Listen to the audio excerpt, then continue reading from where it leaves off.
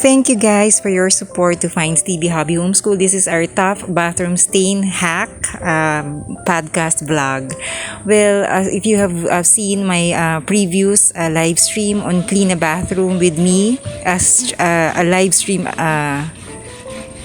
feature, this one is a heavily stained, really guys, heavily stained toilet bowl, and this one I just simply used vinegar and baking soda. All throughout this video I just used a very strong acid, baking soda, and vinegar. So this one I usually, it depends on you if you want to make a paste. There's a heavy stain. I don't wanna, guys, I'm really sorry, but this one I had to show you like the rim of the toilet bowl. There are, of course, there are stains, right? If it was not cleaned well, left for many years.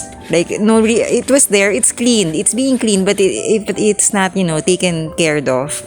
So I usually always put so much vinegar in it, baking soda. You soak it for an hour, and then you just scrub it and then wipe and, go back to it. Just keep doing it every time when you have time. And this one is for cloudy or hazy styles. You simply wipe it with damp cloth with a lot of vinegar.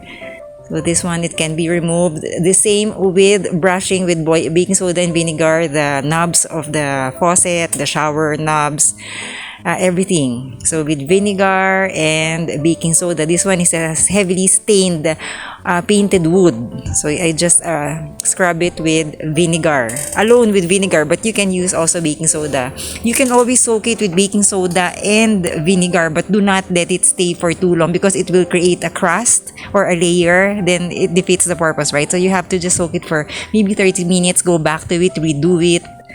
Yep. So this one is for a tough painted wood stain. Thank you so much, guys. I hope you have you watch my podcast or live streams, my vlogs. You've seen my shorts. Hobby Homeschool is about solutions. So don't forget, guys, to always visit Fine's TV Hobby Homeschool if you need motivation, inspiration, or just to get an energy in doing chores at home. When you want to like lose weight, the cleaning is one of the best ways to move if you don't want to exercise. Though I do have those hacks also. If you want to start building a routine, you can do so. That's how I lost weight, guys. Thank you so much. This is a channel about just trying, just starting. Thank you again, guys.